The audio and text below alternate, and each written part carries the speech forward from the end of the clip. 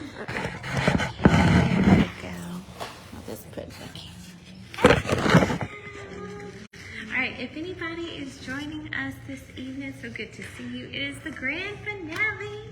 And I'm here again with Oakstone Health and Nutrition. Shout out to everybody. So we were just talking about our inner wisdom. And what we did was we pulled out a journal and we drew our hand. On one hand, we drew our problems or what we're worried about. And on the back of the page, we drew our hand again and the 5 solutions. All right. So, how did you guys like this exercise? I love it. It's one of my favorites too. Okay. My big and my little clients love this exercise. Who would like to share? Yes. So, my problems or my worries are my future, my social life, school, my mental health, and my relationships. Yeah, that's good. And then Okay. my solution for my future is just don't stress it. You are what you make it. You are what you make it. My social life solution is keep relationships with your friends healthy and happy. For school, just do your best and worry less. And then my mental health, just have gratitude more often. And then for my relationships, spend more time with people that you want to have a bond with or a close relationship with. Love that. So you mentioned one word that I would love to build on. Gratitude.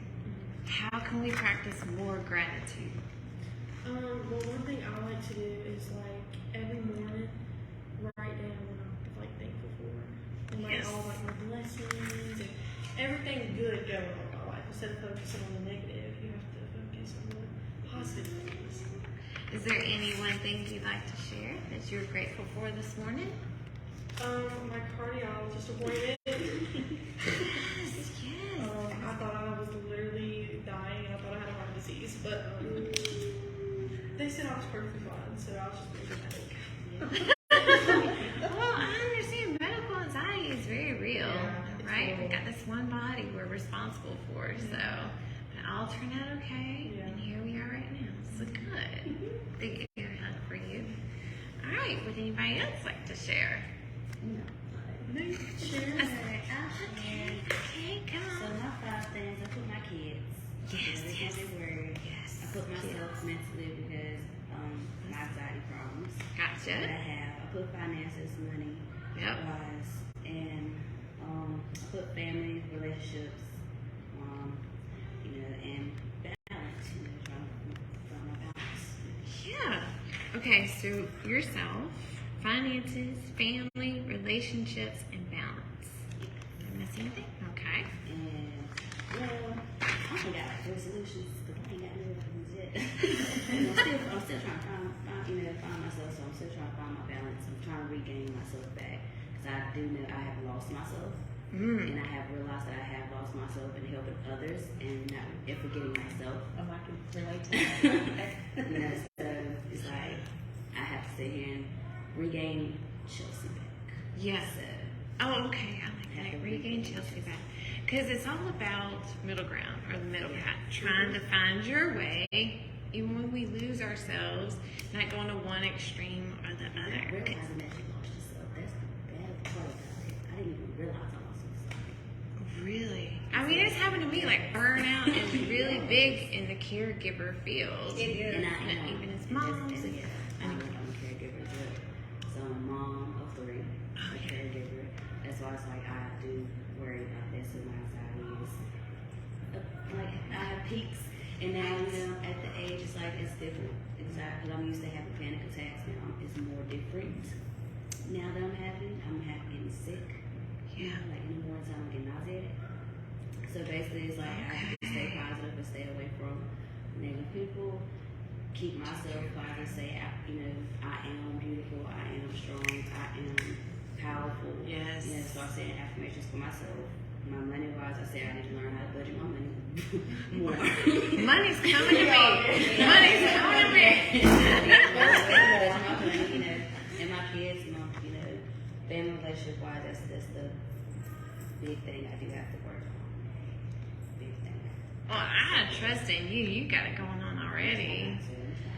But you're taking care of you first. That's the thing.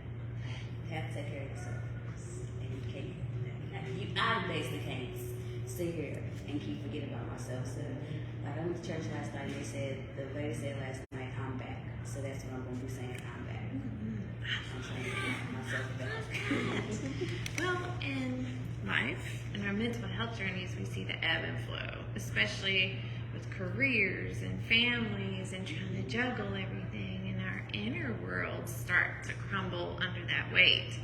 So it's beautiful that you notice that, and that's one reason why I love this exercise, because it helps us think about the stressors, but also that we've got solutions right here. Like, I think you knocked out every single one of yours just right here, and I'm getting motivated. I was like, oh yes, I got that. All right, anybody else? Sure, I would love to hear yours. This work hard, snack often. I like that. So I put with my dog, insurance, investments in the future, so budgeting, things like that. I'm right there with you. Family and gardening. And so Otis, my dog, he's been having like GI issues and diarrhea and things like that. So we are taking him to the vet, so that's my solution. And my husband's doing that now. And then we're going to figure out what meds he needs, probiotics, things like that. Insurance, I am learning how to give myself grace and just learn as I go. And I'm writing down tips from other people who bill, and I need to like find a biller and things like that. Investments, I'm going to create a budget and things like that. Family, I'm going to try to spend at least one day a week with them, you know, while they're still here, still present, and that way I don't feel bad, you know, if they pass and things like that. I'll have time with them here, and then gardening, that's my new hobby for the year, and it's a lot more challenging than I thought it would be. So I'm going to read more books and reflect on how the summer went and how many produce I get. Oh, I love that. Yeah. That's beautiful. Yeah, it's like, how do we make this a reality? And I really like the reachable fruit. Like realizing if there are some blockages, what are some things that we can do right away? So if something's got there. I'm working there. Well, Otis, is that his name? Yeah. I hope he gets better soon. I do too. I think he will. That's a big worry. Yeah. Our family is always a big worry, especially our four-legged family.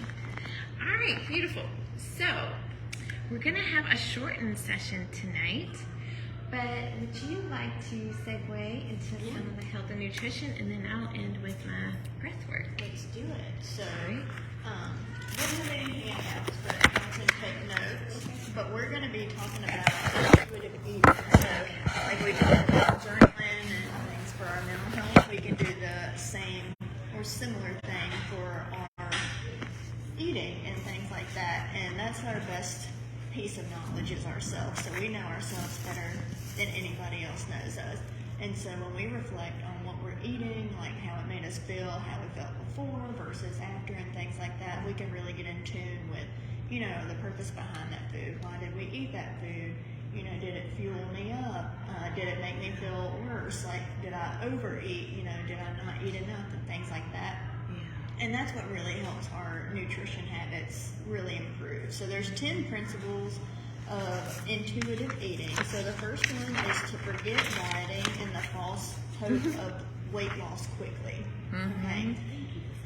So yeah, you know, it's not a quick fix, and the sooner that, you know, you can kind of realize that, the sooner that you can realize that dieting is not gonna, you know, solve all of your issues and things like that, the sooner you can get to a place of sustainable nutrition habits. You know, if you can't see yourself eating a certain way for like 20 to 50 years down the road, then that's not a way that you want to be eating, right? So that's kind of the first principle, you know, just forget the dieting, and then forget that weight loss will come quickly. The second one is to be aware of hunger cues. So we talked about in one of our other sessions the hunger fullness scale, and the better we're able to get in tune with those cues, the better we're able to kind of manage how much we eat at those meals. Because, you know, some days we might need more calories than other days. Like those days we're really relaxing, like sitting on our couch and not doing a lot, you know, we might not need as many calories, but those days we're running around chasing kids or, you know, playing outside or like playing sports and things like that. Those days we're going to need a lot more nutrition.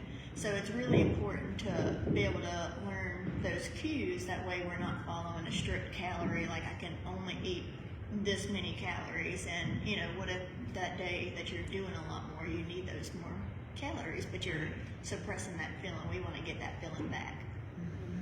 The third one is to give yourself permission to eat. So this is all about making peace with food. So food has a bad reputation, you know, in our society, unfortunately, but like I said, food has a purpose. It wasn't meant for us to find comfort in it. You know, there's a lot of other avenues that we can, you know, find comfort and bring that to us. We don't have to use food for that. And unfortunately, a lot of times we'll use food, you know, emotional eating and things like that, and then that can lead to a negative relationship with that food. And then every time you look at a certain food after you used it for emotional eating, you might not, you know, like that. You might feel guilt behind it, but that wasn't the purpose for food, you know. So giving our food that purpose and making peace with it is going to be really important. The next one is to not label food as good or bad. So this is also kind of like when people label food as clean versus unclean. You know, what really determines whether a food is good or bad. Now, if you have allergies, then there's a food that's going to be bad for you. Whatever that allergic reaction comes from, that's a food that's going to be bad. But Oreos, are they bad? No. Are they the most nutritious option? Probably not, but you know, they're not a bad food. And if we label that and we restrict ourselves and we tell ourselves like that's a bad food, I can never eat that, then we're gonna want it, because that's just the human nature. We want what we can't have. So not labeling our food as good or bad, and then clean versus unclean.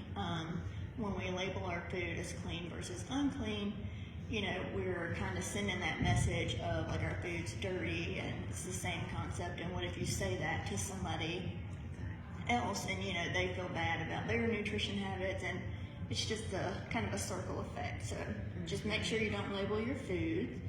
The fifth one is to eat until you're satisfied and don't overeat. This kind of goes right into those hunger cues. Like I said, some days you might burn more calories, so you need more calories to eat. So if you're only following that strict kind of like, I need to eat this many calories, you're not able to dig into that hunger cue, and then you might find yourself overeating. The sixth one goes with the fifth one. Listen to your body's fullness signs. So this is like your fullness cue. So your body's going to tell you when it's full.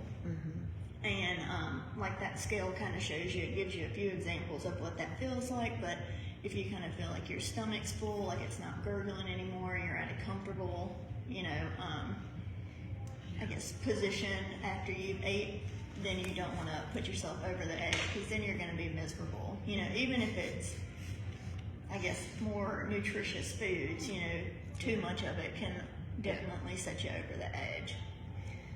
The seventh one is don't use food to cope with your emotions. So we kind of talked a bit about that. We want you to make peace with food. We don't want you to use food as that comfort or for emotional eating to deal with stress, because then it can lead to that negative relationship that we don't want. The eighth one is to respect the body that you have. So, you know, your body's your temple. It's the only one you're going to get. So you've got to treat it the best that you can. The ninth principle is to move throughout the day. So exercise is really great for your physical health, your mental health, and if you can do structured exercise, you know, that's great for you as well. Going to the gym, you know, going on a walk, things like that. There's a lot more research out there that shows movement throughout the day is more beneficial than just like 30 minutes in the gym. So that's great. but taking the stairs instead of an elevator, parking at the end of the parking lot, instead of at the front. Just anyway, that's okay if you don't already do that, but those are just some ways that you can increase your movement throughout the day. If you're watching TV, instead of just sitting there, kind of like maybe using a bicycle pedal while you're just sitting there, or just stand up every once in a while and just get some movement in you. And then the last one is to practice gentle nutrition. So progression, not perfection. That's what we want to focus on. Nobody's going to be perfect. Progression, so you want to make progress instead of be perfect. Okay? It's not an all or nothing approach, and unfortunately that's what a lot of people take like nutrition as. Like, I have to eat all of this, nutritious foods. I can't have any of the Oreos and chips and cakes and things like that. It's not an all or nothing, okay? There's room for every type of food. We just have to figure out how it fits into our lifestyle. So those are the 10 principles of the intuitive eating, and hopefully, the more you can practice those, the more you can develop that more positive relationship with food. You're in control of what you eat and how much you eat, and that's going to help you improve your health. Any questions?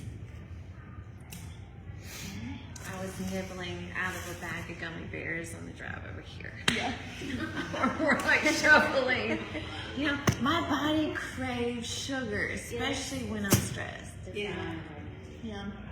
I think a lot of people are like that. So sugar releases dopamine in your brain. So sugar, fat, and salt. They're the 3 things that we crave as humans, because when we eat them, it sends that false signal of this is enjoyment. I want that kind of that high that I'm getting from the food. And the more that you eat it and the more you experience that, that's kind of why you want that cycle again. Yeah.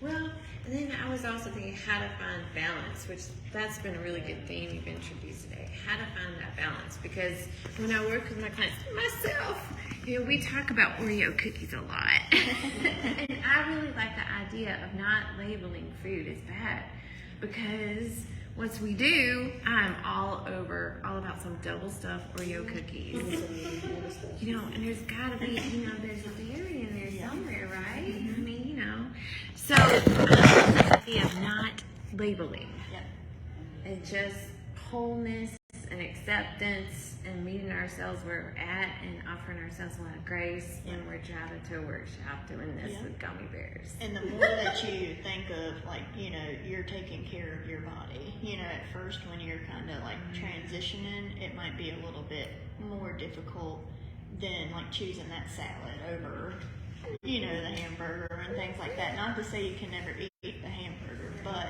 you'll get to a point eventually of, maybe I do need some more vegetables at this meal.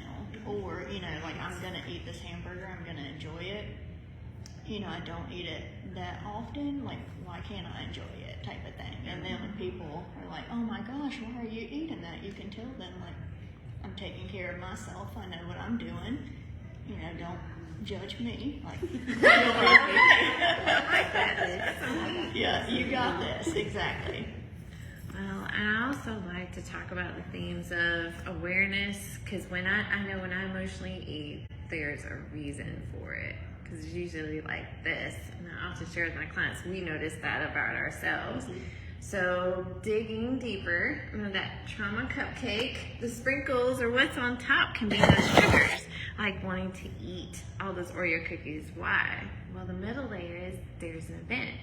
Maybe something happened to one of my children at school today. Maybe it's a work stressor. All of a sudden, I want the Oreo cookies. But if I take a breath, sit with it for just a second, even a half a second, I can be mindful of, okay, I just had this fear of my children getting hurt at school. And just offer myself grace while I scrape off that creamy inside of the Oreo cookie. I know why I'm doing this, and that's okay. Just having that awareness, or what we call observer self. But cool. Yeah. All right.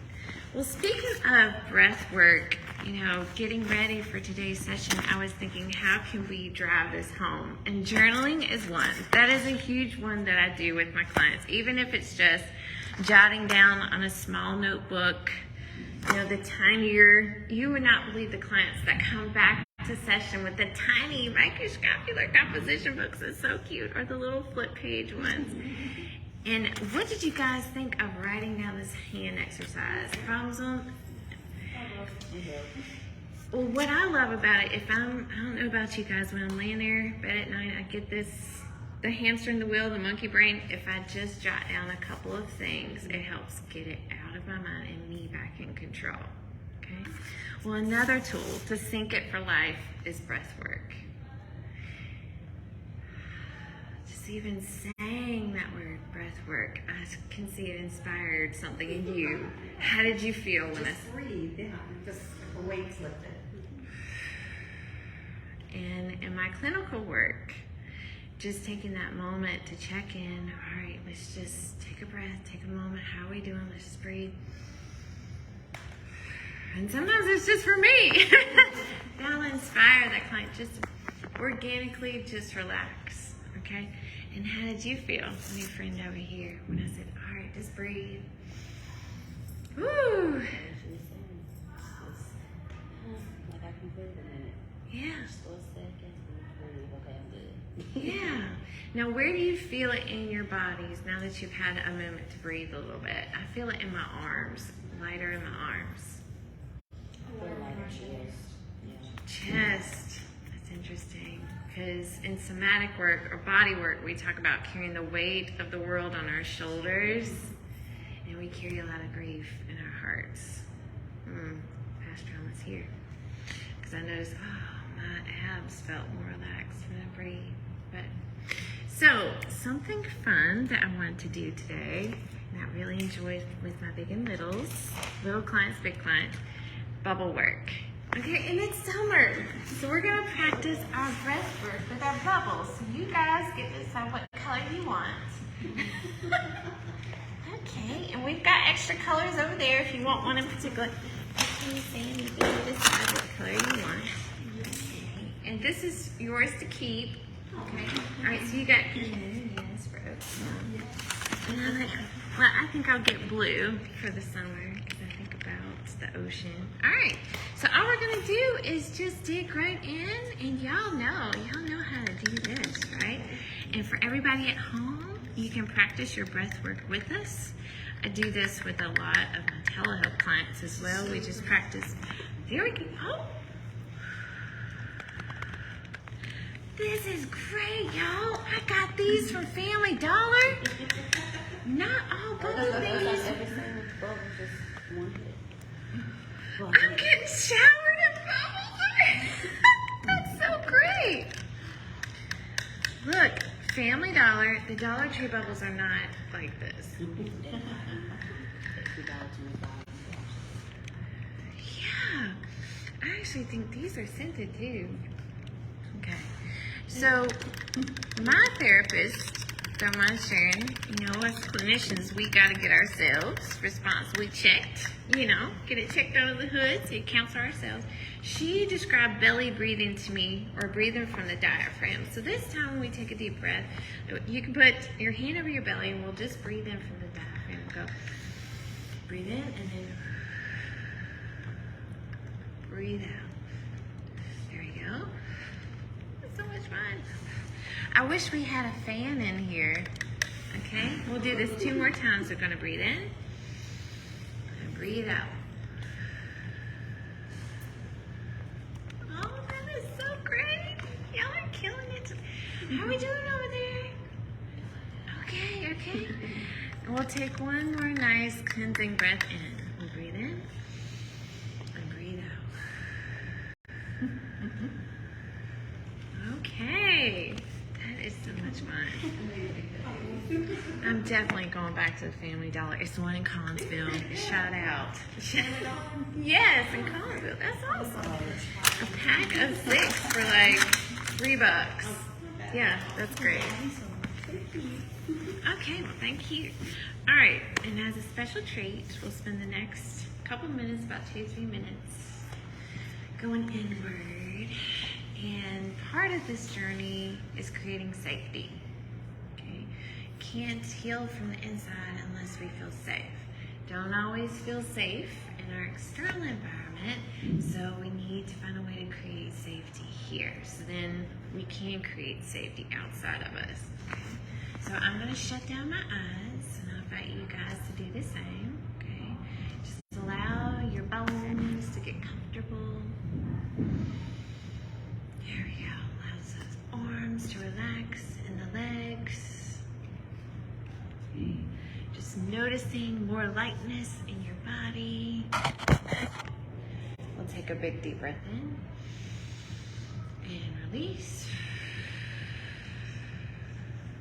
Okay, beautiful. And what I'd like for you to do is to imagine a safe place. This can be your most favorite place in the whole world. It can be a place you would love to travel to. Or it can be someplace you've been before, whether it's a forest or a mountaintop or somebody's arms. Furry kind, either way. You decide your safe space. All right, we'll breathe in again and release. Perfect. For the next 30 seconds, let's just visualize what we see, what we hear, what we can touch, taste, and smell in our favorite place, and what is the energy of this favorite place. And we'll do that now for about 30 seconds. I'll count, you enjoy.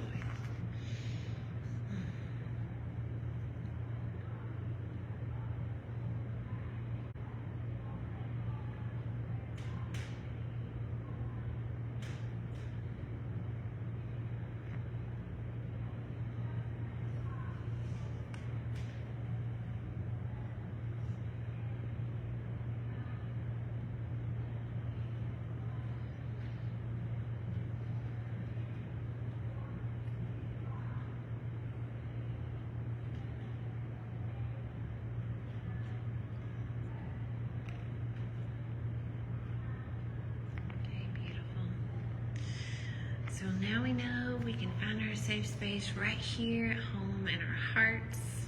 Okay? And with one hand over your heart, I'd like you to take a nice deep breath with me. We'll breathe in and breathe out. Okay? And now envision all those people that love you. Imagine them encircling you. Okay? We'll do that for about 10 seconds.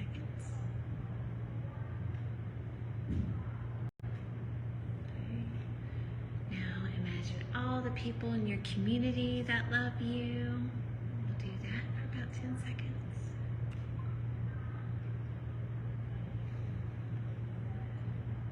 All right.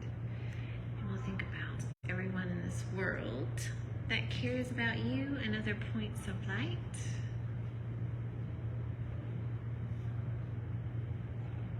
And now let's think about the universe and your deity, the divine, what you have faith in, all the way to the ends of the universe and back, all for you. Okay, we'll take one last deep breath in and release. Beautiful. We'll come back to present, wiggling fingers, wiggling toes. And how is that? How are we doing? How are we feeling? Feeling great. I was thinking feeling loved. Loved. Any word? What was? Love. Loved. You got that too? How'd you feel? Very calm. Calm is good. I pictured myself at this very old cabin kind of thing in the middle of the woods. Yes. It was raining, thunderstorm. That's my nature. It's so crazy. I was like lost it. Yes, I was inside dogs. And I had some ice water and journaling and scrolling Pinterest. Yes, It was so Pinterest. fun. fluffy blankets and nice pillows. Shelly has early gifts. I like that. Okay, I see who can lead my next meditation. Okay. All right. Well, thank you guys for coming. It was so nice seeing everybody. And goodbye, everybody out there. And we will be having another campaign someday soon, and you'll be the first to know. Bye.